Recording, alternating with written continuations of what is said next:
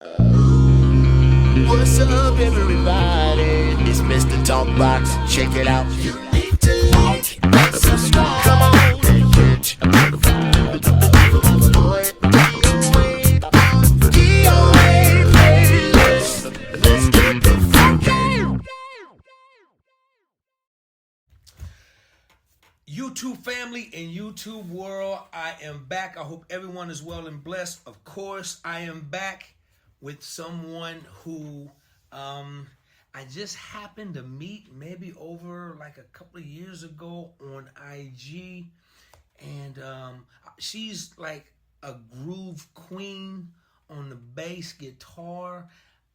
This sister ain't no joke. I know y'all see that sister right there, right there beside me. She's the groove and she's funky, y'all. Don't get it twisted, all right? Y'all give it up. Show your love for my special guest today, Robin Bramlett. Give it up, yo, Robin. Hey. Hey, DOA the house. Oh man, how are you? I'm doing great. How are you? I'm good. I'm really good. First of all, let me say thank you, for taking some time out to hang out with me, and I really appreciate it. I don't take it lightly. I know all you guys as players, you guys can have a bunch of things to do and you're busy. So I appreciate you hanging out with me today. Really do. I appreciate you hitting me up. I'm like, when you asked me for the interview, I'm like, DOA wants to interview me? What? DOA? Stop it. Stop it.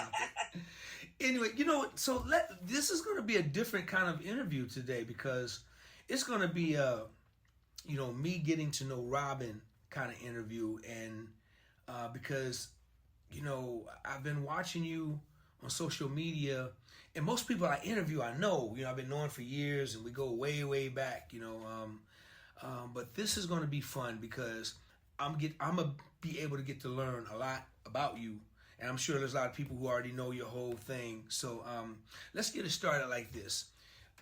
Robin, tell me about Robin. about Robin. Well, born and raised Bakersfield, California. Started playing. There was music in the house. We had an upright piano, so that was really my first instrument, the piano. I was just, work out stuff on it, and according to my siblings are much older than me. According to them, when I was probably around 5-6 years old, I was playing on stuff on the keys that made sense to them. It's like, wow, okay. So a little later on, I got into actually guitar, drums, bass, synth, and all that good stuff. So my parents got all that stuff for me. I ended up sticking with the bass. Bass, and then learned how to play some key bass too, because I came up in the 80s era, so loose ends and all the key bass hip hop stuff was pretty big back then. So kind of shedding on bass and key bass back then. I had one of those sequential what you call that? I don't know what it's called. Sequential. It was one of those old Dave Smith synths from back in the past. Had one of those, and just shed on that and bass, and everything else is history. When I became about 13 years old, that's when I got my first shot at playing and got paid for it. I played for this church, and it wasn't much, like $20 or $10, whatever, but it was like, when you're 13 years old, that's a lot of money, like, oh, I get to go to McDonald's, so that was my first shot at playing. Before that I was like just in my bedroom playing along with records and stuff like that. So first time being able to actually play with people, and a couple of times I would be at that church and be the only musician standing, just bass, and that's it, holding the whole service. Can you imagine? No drums, no keys, just bass, and that's it. Hey, you wasn't gonna miss that $20, $25, $30, whatever it was, right? You gonna make that McDonald's money, right? That's how much I love to play, though. Yeah, good. When I joined other church where there was, musicians who are now like family to me. That's where I really got my training. And I wasn't never the only musician there. I mean, it was always full. But that's where I got my real training, when I joined over there. But yeah, that's. Now, this was all the time while you were living in Bakersfield, or did you ever relocate at all? No, I've always lived in Bakersfield. Okay. Yeah. So living in Bakersfield, you kind of did a lot. You got a lot of it from different musicians in the church, for the most part, right? Right, in the church. And then as I got older, was able to drive, I just started driving myself to LA to, because that's music Mecca. So went out there and just tried to get into as many jam sessions as I can get into. I used to bug Goucher about his jam sessions, like, let me play on, so he would let me play on a few of his jam sessions, and we'll go to Cafe Cordial, but now that's defunct. Cozy's, that's now defunct in LA. Went to different jam sessions in different places just so I can, network and meet musicians out there. That's so good. You mean, and you're right. I mean, Bakersfield was at about an hour or so, from hour and a half, something like that, right through the Grapevine. You're right there, right? Mm-hmm. Yeah. Yeah. That's good. So let me ask you this. So did you find it challenging as a female bass player, like doing auditions and competing with male bass players? So what's your experience like when it comes down to that? It's really something. It's one of those situations to where I kind of went in the whole thing oblivious. I just wanted to play. I didn't really care about that at first, but it did slap me in the face quite a few times. But I went into it like, I'm just doing this. I want to play. I'm trying to get in here and play. And, and have some energy and do some stuff. I'm not playing. So anyway, I would walk into a lot of situations to where I remember when I first, bringing back Andrew Goucher's, one of his jam sessions. This was in, where was this? Was this in Inglewood or was it the Townhouse? It was one of those places in the LA area. I walked in and folks they saw the bass on my back. And they were like, wait, you play? What did you play? And one person heard me play before. Oh man, she from Bakersfield. She bad. So then after the jam session, he was like, oh man, And then when I did another jam session, same thing. People were kind of looking at me. There was one person that he remains nameless, but great guy. I love him, but he remains nameless. I went to one of his jam sessions in LA, and one of my good friends was playing percussion in the band. And he was like, yeah, talk to him about getting you up. So I talked to him. I was like, hey, I want to play, and I want to play a song. He was like, oh yeah, I'll get with him. We'll get together. But that whole thing, like, we're really not going to let you play, but we're just going to act like we're going to let you play. So it was during a song, like one of the last songs or something like that. The bass player just said, hey, come on. He let me play. And then the band leader, the one who wasn't going to let me play, was like, oh, okay, cool. Then after the jam session, he was like, I'm going to be honest with you. I wasn't going to let you play, but that was a treat. It was a treat to hear you. Wow. That's crazy. Stuff. And then I'm walking into churches, there's one church I walked into. I used to do stuff with, may God rest his soul, Chad Bean, one of the greatest choir directors in the city. You might know Chad Bean. The name sounds very familiar. Very familiar. Yeah. He was out of Stockton. Oh, Chad. I do know Chad Dean. Exactly. I do. Chad Dean. Yeah. Yeah. So he passed some years ago, but I used to do stuff with him like in Livermore. I went into, I think after the service, one of the guys was like, someone in the audience was like, oh, I thought you was holding that bass for your husband. I didn't know you played. And I got that so many times, and it's like, it's crazy. And then, when I was younger, too, I would have other bass players so like try to play with me at the same time when I'm playing. I'm like, what are you doing? We're playing a song and you're trying to play over me, that kind of stuff. Wow.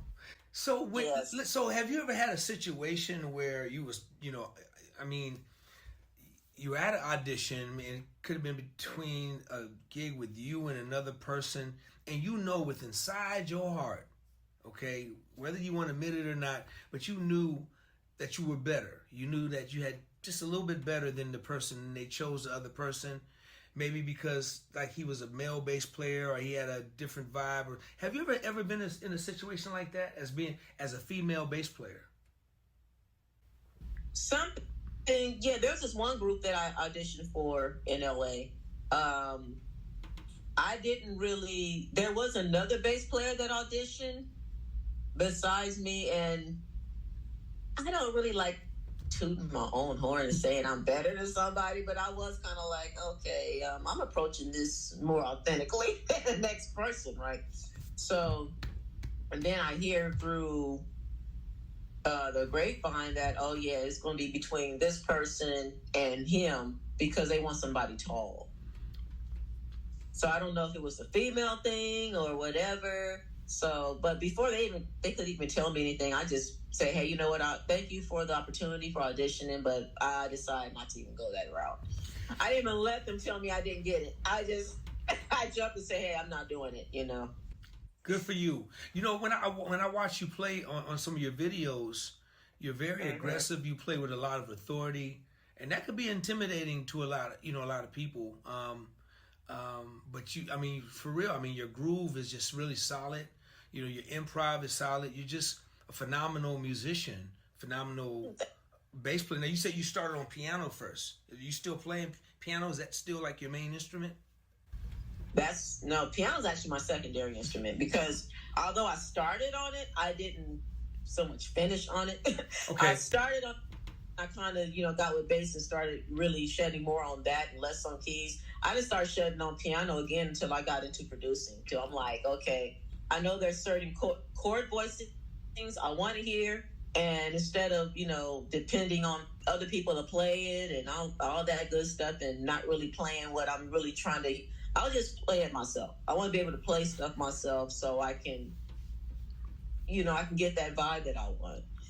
I'm playing keys on a lot of my last project. Matter of fact, my latest single, I'm playing all the keys on that.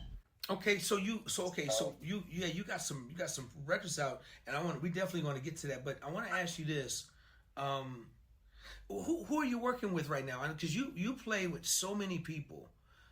So just run a list of some of the artists that you're currently working with. Right now, I'm working with basically whoever calls me, but Althea Renee, flautist, working with her. Actually, we have a show Saturday at Spaghettini's. I'm the musical director for her. Karen Briggs, violin. Gail Johnson. I still do the jazz and pink stuff here and there. I'm actually going to be going out with them September 30th. So still, do that here and there. I'm also the musical director for Attention to Detail, for the Attention to Detail Productions. We do like tribute shows and stuff like that. We just did the Kool and the Gang tribute, and then we have a funk tribute coming up October 14th. And I do this play. Oh my God, what is it called? Black Girl. I'm sorry, with Camille Brown and dancers. I do that. When the opportunity presents itself on that. So just various gospel things, around here, just different stuff. Now, as a musical director, do you have a go-to list? Do you go through audition periods or the audition thing, or do you know exactly who to call? Do you have a go-to first call list that you use? I have a first call list that I use. For the Attention to Detail, those musicians were already there. The director, the leader over that, Rory Darvell, he already, pretty much chose all the musicians for that. But as far as for anything that I'm doing, like if I'm personally musically directing for anyone like out there, anyone else, and I just call the people that I want to call. Understood. Great. Let's talk about your music. So how many solo albums do you have available right now? I have one full solo album, and then I have a single that I released last year. It's a Minnie Riperton cover of "Inside My Love." Okay. Yeah. Yeah, I released that last year, and I'm working on another full album, and I have another single that's going to be coming out soon too, that I'm working on. What's the title of your first album?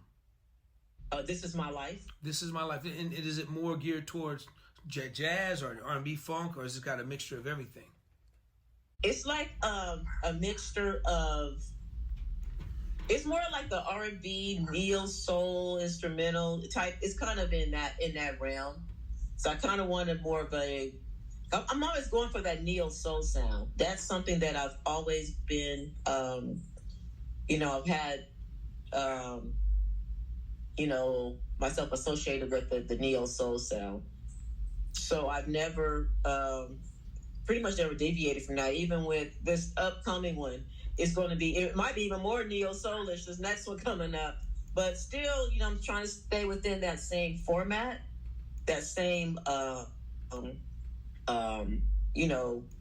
smooth jazz, that format. Got you. So I can get the ready. But at the same time, I don't want to go too, it's like a balance. I don't want to go too much go too soft with it. I still want to stay authentic. But at the same time, I don't want to go too aggressive, but then I don't want to go too soft with it either. It's kind of like trying to, tip those balances. So did you write and produce the whole album, or did you collaborate with anyone? You did everything yourself. That's cool. I did everything myself. Now on the exception is Square Biz. On my first one, I did a cover of Square Biz, Tina Marie, and I did production with Noriko Oling. Okay. My friend. Yeah. So great keyboard player, producer, musical director, everything. So we both she co-produced that one with me. But as far as the rest of the album, This Is My Life, I wrote. Well, I did a slave cover of Steal Your Heart. But yeah, I wrote and produced. I produced the whole thing, Oh, wow. And I wrote most of it. And then Inside My Love, I produced that. The only musician on there besides myself is Karen Briggs. She did the. That's the latest single that's out, right, or coming out? That's out. Okay, good. Now, then you're working on another full-blown project, right? Yes. Are you doing this? Or is this independent? Or are you signed? Yeah. It's independent. Good. Yeah. Good. And they can find the music in all musical platforms, streaming platforms. I'm sorry. What was the question? They can find the music in all your streaming platforms. Yeah, it's everywhere. Apple Music, Spotify. Yeah, it's the last album and my latest single. It's everywhere. You can get it anywhere. When did you get into producing? Have you always been in producing, or did you just kind of get into producing later on as you got more into the bass thing, or was it simultaneously? Technically, I think I've been producing really since I was probably like 18, 19. I was, even probably even before that. Because I had one of those, what did I have? The Korg N264. Those, I used to sequence all my music in that. And then, of course, later on, I ended up graduating to the MacBook Pro, getting Logic and all that good stuff. But before that, I was producing music right inside the box of the Korg N264, then the Triton Extreme, and then the MacBook Pro. Yeah, got you. So you were, you that was cool. I remember those days. I still remember that. That's awesome. So what do you, somebody wants to come up and produce a record with you, would you rather just do it yourself, or are you open to working with other producers on your records? I'm most definitely open to working with other producers, and there are some producers that I mean I would love to work with someday, like Chris Big Dog Davis, Kelvin Wooten. It's a slew of producers I would love to collaborate with, or just have them produce my stuff because I love their sound. Great. And that's one thing. When I was about, I said 13, 14, I started studying producers. Like I would look at the credits and see who produced this. I want to see how this sound came about. And Jimmy Jam and Terry Lewis, they're like probably my top favorite producers of all time. So I started listening to them and the whole New Jack Swing era, Teddy Riley, Kyle West, LA and Babyface. I was really just into Leon Silvers. That's another one of my top favorites. I've always been into producers, even as a bass player, young bass player. Of course, I'm into bass players as well, like Marcus Miller, Stanley Clarke, and all that. But I was really also into producers, and even other keyboard players. Patrice Rushen is a huge influence on me. Huge. When I say huge influence.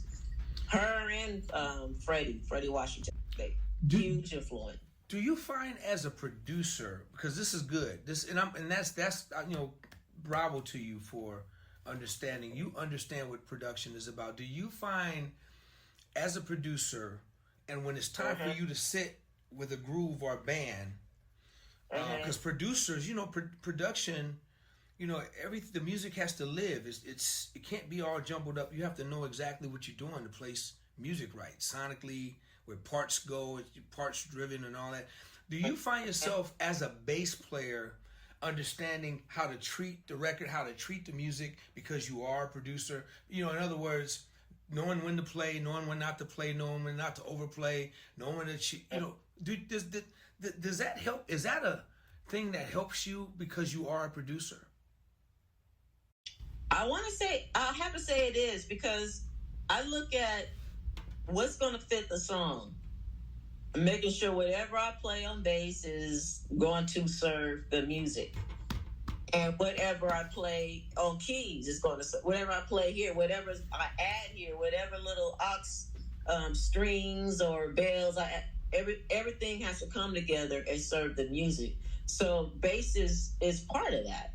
Drums, which drum sound am I going to use? Am I going to use a live drummer on this? Am I going to just keep it programmed? Bass is like, I'm not going to say secondary, but it is. It's kind of like it's part of the process.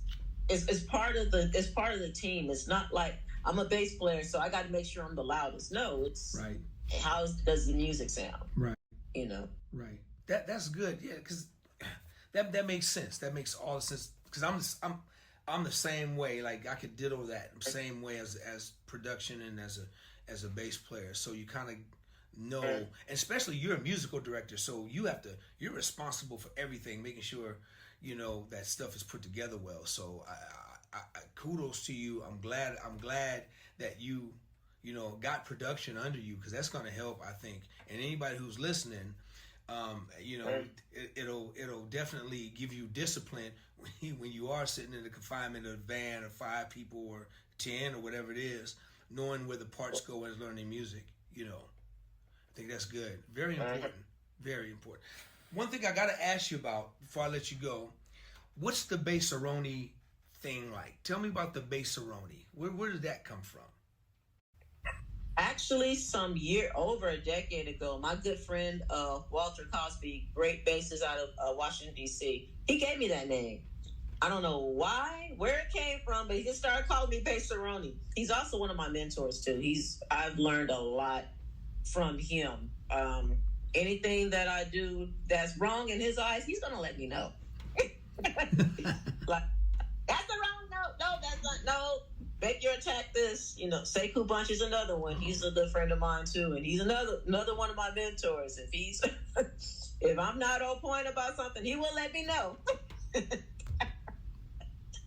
But I love both those guys so much, and So yeah, you just show up Walter's to the dead. studio and she just start calling you Bass Cerrone. Did he hear you play and just said something about that? You just got to be Bass Cerrone. It's like that was it, just out the blue.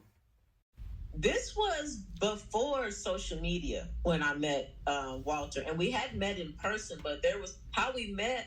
Marcus Miller had this forum. Okay. I don't know if you remember that.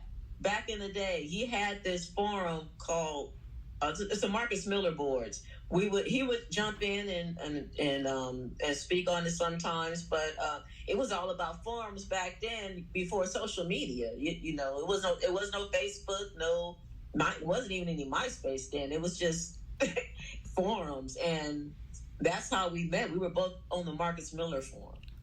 And we got into this discussion about Slave, and we figured out we had a lot in common about the groups that we like. So we took it off the boards, and then we started messaging each other like through Yahoo Messenger. And I don't think he really heard me play, but he would see pictures and saw that how I was holding my hand. He was like, "I see how your technique works just by you holding your hand." No, so you need to hold your hand like this when you slap. So, yeah, I mean, he just really became really instrumental in that. I don't think he really. I think I played him a few recordings like later on, but we just really connected through our love of the same groups that we grew up listening to, like Change and Slay and stuff like that. Well, he's older than me, so he knew a whole lot more about the groups and certain albums I didn't know they had. I was like, oh, wow, I didn't know they had this one. Let me check that out. And he introduced me to Giant Steps, to Coltrane. I didn't even know about that. Like different, he has introduced me to a lot of stuff I didn't know was out there that kind of really helped broaden my musical. So, Walter Cosby, I want my $500 because I'm mentioning your name now. Anyway. I love it. You got great. You're mentioning some great people. Say Cool Bunch is a brother. He's one of the first brothers I met when I moved to LA from Sacramento, and he just welcomed me with open arms. And just, there was a couple of them that didn't accept me that well, and they still don't. But it's okay.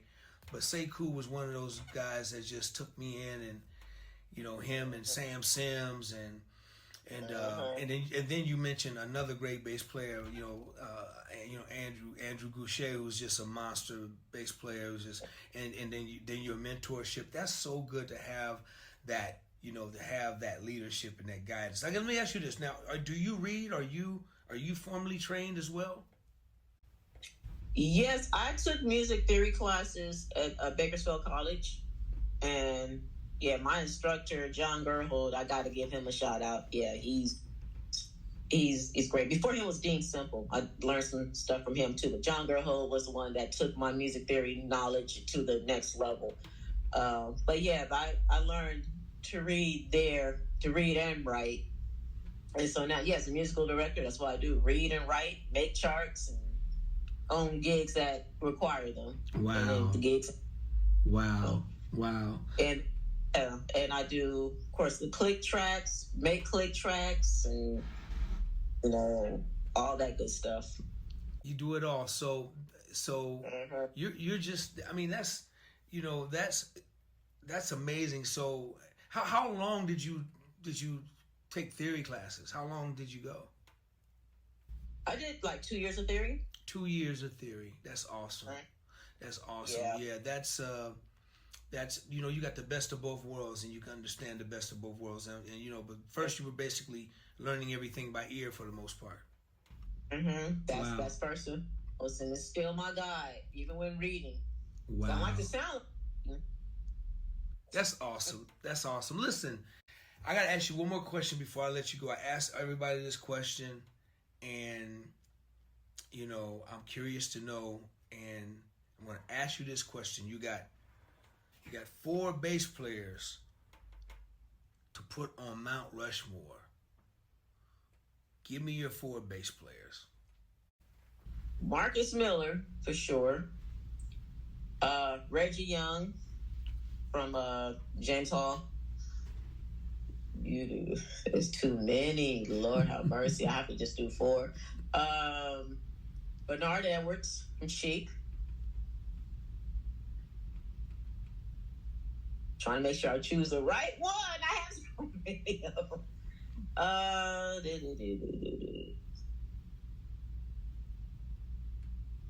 I'll have to say Jaco Pastorius. Great, all 4 great bass players, and you know it's crazy. It makes me know why you play the way you play. It makes me, when I listen to you play, I get it now. Just knowing, like, and I'm sure you're right. It's a fun question. I mean, we can go on and on and on. I mean, we can go on and on. So many. It's like an unfair question, but it's fun. But just naming some of the, you know, Bernard was such a dope bass player. He was a groove, he was a groove king. And you mentioned Leon Silvers earlier, another one. So, I love asking that question. I appreciate the answer. And you got 4 great players that I admire, all of them. I love all of them. And I see why you're the player that you are, just from your pick. I appreciate it. It's an unfair question, but it's fun. Now you can ask all your partners the same question. Yeah, that wasn't fair. Only 4? I'm like, that's not it. There's way more than that. I'm like, I got to call this 4. Okay, let me make sure I choose the right ones for now to put it down. Right. You can go on and on and on. Listen, tell everybody how they can reach you on your social media platform. Oh, yeah, I'm on Facebook, Robin Bramlett Music, Bassaroni1 on IG, Bassaroni on Twitter, TikTok. I rarely use it, but I'm Sunny7 on TikTok, but I'm rarely on TikTok. I'm not gonna lie. That's one of my least used. I just haven't really found a way to really use that yet. It's just kind of like, I'm so used to just using Facebook and IG. I just haven't really graduated all the way to TikTok. TikTok. But hey, I have one. Robin, let me say this. I thank you for being my first female bass player to hang out with me on the playlist. It means so much. Thank you. I love your spirit. I love the person you are. Just keep doing your thing. Keep being great, and keep playing, and keep walking in there scaring fools and making them even more intimidated when you walk in there. All right, well, thank you so much for hitting me up. This was an honor, privilege, get to talk to you. My and pleasure. We need to hit up in person. We are so close, so we got to make it happen. Let's try to figure out how we can make it happen. I promise you, the next time you come close here, I will make sure I'm there. If God's willing, I will be there. If it's the next time you get anywhere close this way. But you're right. Let's make it a point to try to get together and sit down and break bread and talk and play and do it, you know what I'm saying, and talk about music. I would love to hear. In fact, I'm going to go get your record. And it's now the other single's out. What is it called? Inside You, you say? What's it called? Inside Love. It's the Minnie Riperton cover. Okay, Inside My Love. Inside My Love. Got you. I'm gonna go check that out. I'll go get that. And y'all, everybody, please support this sister who is doing her thing out there, making beautiful music and making part of history. All right, y'all go out and support her and download her music. Robin, thank you so much. I can't tell you how much it means to me. I promise you, it means the world. Thank you so much. Thank you. Thank you so much. We'll be in touch, y'all. Y'all give it up for Bassaroni.